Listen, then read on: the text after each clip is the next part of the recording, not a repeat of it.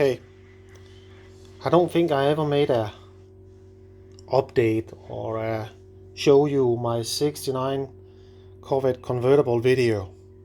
So here goes. 69 L46 convertible, as you can see. Meaning, of course, 4-speed.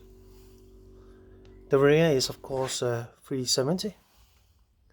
And of course, with the high compression 11:1 L46 engine, black interior. But the gearbox has been replaced by a 5-speed. The motor, when I bought the car, almost completely factory, matching number. The only thing that was not matching number was the carburetor. That was a double pumper from Holly. Besides that, the heads, manifold, intake, radiator, everything was factory. I've done a few modifications. I've kept all the original parts. You never know what the future will bring. So I've installed headers, AFR heads, G-Team intake, EFI, and a new radiator because the old one was about to leak. It didn't, but it was about to.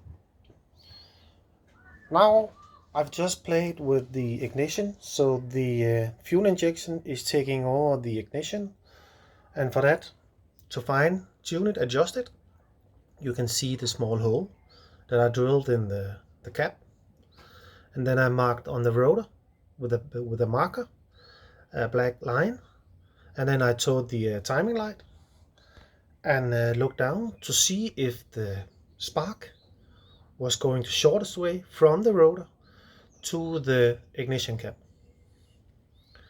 It did, so I didn't need to adjust it. So right now the fuel injection is taking care of the ignition in the car. This is my first American car.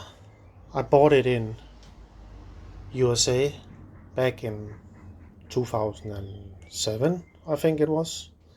Had it shipped over, and it's been on plates ever since. I just started it up for the first time this year, for the spring, for the summer. It's going for inspection, 8-year inspection we have here for classic cars. So within a week or so, it will go to inspection. Well, I think this is, as I said in the beginning, my first video about my 69 convertible.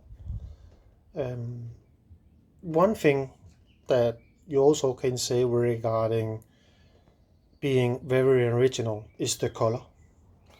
It is the paint that was laid on the car in 69, and it shows, and I will never paint it. It will only be original one time. So as long as I own it, then it will never be painted.